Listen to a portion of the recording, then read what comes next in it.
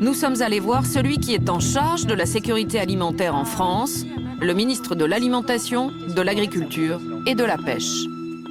Une réaction d'abord à ce documentaire. Est-ce qu'il y a des choses que vous ignoriez et des choses qui vous choquent?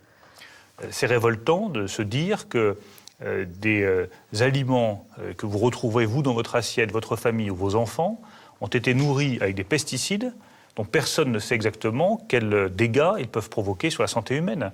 C'est quelque chose qui est tout à fait inacceptable. Je suis certain que les autorités norvégiennes tireront toutes les conséquences de ce reportage et des éléments que vous portez à notre connaissance. Mais donc ça veut dire que vous, ministre de l'Agriculture, vous allez appeler le ministre de l'Agriculture norvégien et de l'Alimentation. Exactement. Vous allez l'appeler directement en lui disant « Que se passe-t-il » ?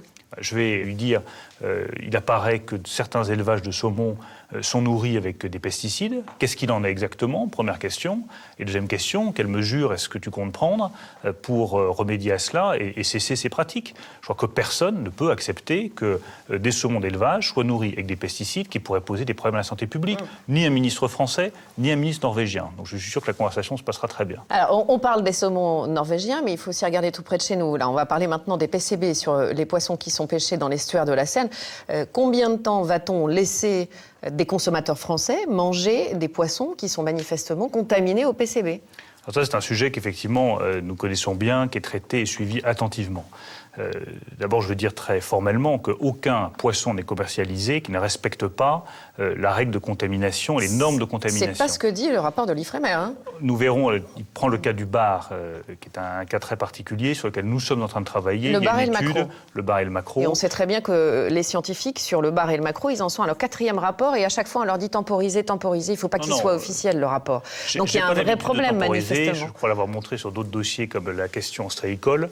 Donc si jamais les scientifiques établissent qu'il y a un problème de contamination sur ces poissons et que j'ai un rapport qui me le dit noir sur blanc sur mon bureau, nous en tirerons, vous êtes plus avancé que moi, mais les scientifiques m'ont dit qu'ils me le donneraient d'ici quelques mois. L'impression qu'on en a, c'est que ce rapport existe et qu'en fait, ce qu'on veut laisser faire, c'est laisser les pêcheurs pêcher tout l'été et vendre leurs poissons tout l'été et qu'une fois l'été passé, on prendra les décisions. Quelle est votre réponse de ministre?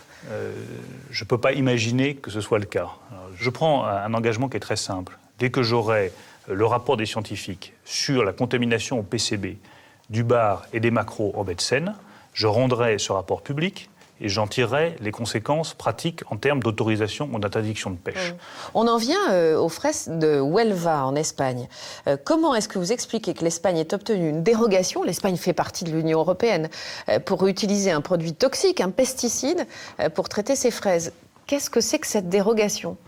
Donc le cas dont vous témoignez dans votre reportage, c'est un insecticide qui est interdit depuis mars 2010. Oui. Ils ont obtenu une dérogation avant, je ne sais pas pourquoi, pour être très franc, mais bon, c'est le cas, on ne va pas revenir sur une dérogation qui a été accordée. Ce pesticide est interdit depuis mars 2010. Je souhaite qu'aucun produit, fraise ou autre, qui est employé ce produit ne puisse être importé en France. C'est aussi simple que cela.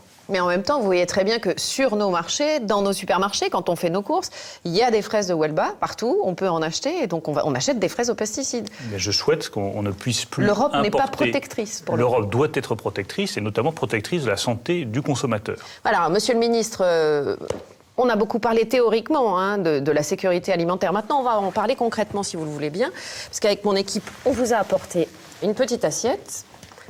Fort bien présenté, vous en conviendrez. C'est bien le problème, justement. Voilà, c'est bien le problème. Absolument. Puisque là, il y a ici du saumon, a priori, avec des pesticides, du maquereau avec des PCB, et ici, de la viande, a priori, avec des antibiotiques, et des fraises aussi avec des pesticides. Si je vous demande de manger cette assiette, qu'est-ce que vous faites? Je la mange, parce que c'est très appétissant. Attendez, vous dites je la mange, vous n'allez pas manger du saumon aux pesticides quand même. Parce que vous me dites qu'il y a des pesticides. Mais si je suis le consommateur lambda qui va dans ce supermarché... Oui, mais vous n'êtes pas le consommateur lambda. Vous êtes le ministre de l'Alimentation, de l'Agriculture et de la Pêche. Vous n'avez pas mangé ça. Il n'a pas l'air mauvais. Donc là, je ne le mangerai pas parce que vous me dites qu'il y a des pesticides dedans. Mais ma responsabilité de ministre, c'est de faire en sorte que le consommateur soit informé sur ce qu'il y a dans les produits. Et ma responsabilité est également d'interdire la commercialisation de produits qui ne respectent pas les règles sanitaires que nous avons définies. Vous vous rendez compte du cocktail détonnant? Pesticides, PCB, antibiotiques, tout ça dans un petit peu de saumon, un petit peu de maquereau, du jambon et des fraises. C'est quand même assez effrayant pour le consommateur. Oui, mais justement, notre responsabilité, c'est de faire en sorte que ces produits-là ne soient même pas commercialisés. Quant aux antibiotiques, avec lesquels les cochons qui sont là pourraient être nourris, chacun sait qu'il est interdit de mettre des antibiotiques dans l'alimentation animale, et je souhaite que cette règle soit là aussi respectée. Vous avez vu dans le reportage, quand on va avec une éleveuse de canards chercher chez un vétérinaire des antibiotiques, enfin, vous avez vu à quelle facilité on s'en c'est pas normal. Zéro ordonnance. Je le dis très simplement. Manifestement, c'est très courant. Je le dis très simplement, ça n'est pas normal. Je fais entièrement confiance à la profession des vétérinaires. Il n'est pas normal de pouvoir disposer d'antibiotiques sans ordonnance. Qu'est-ce qui risque les vétérinaires qui transgressent la règle? Il risque une amende pénale qui, je crois, peut aller jusqu'à 30 000 € et qui me paraît tout à fait justifiée parce que vous mettez en risque la sécurité sanitaire du consommateur.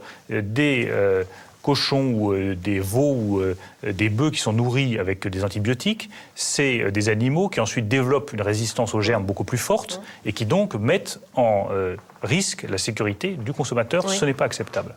Alors justement, on va s'intéresser aux conséquences dramatiques sur les hommes. C'est la suite de notre émission. On va regarder, si vous voulez bien, un extrait du reportage qui va passer juste après vous.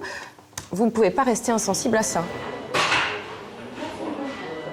On est assez démunis pour certains d'entre eux.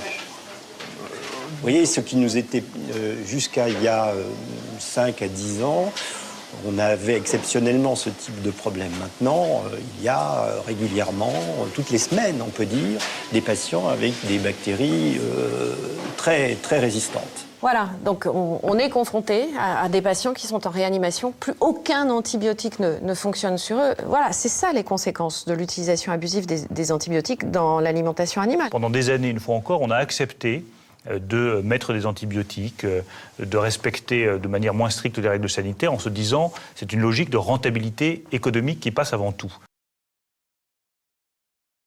Pendant des années, une fois encore, on a accepté de mettre des antibiotiques, de respecter de manière moins stricte les règles sanitaires en se disant c'est une logique de rentabilité économique qui passe avant tout. Moi, je souhaite que ce soit une logique de sécurité sanitaire qui passe avant tout, et avec Roselyne Bachelot, nous sommes bien déterminés à avancer dans ce sens-là. Je vous propose une dernière fois ma petite assiette ou sans façon? Non, sans façon. Je vous proposerai moi-même mes propres produits la prochaine fois, ce sera meilleur. D'accord.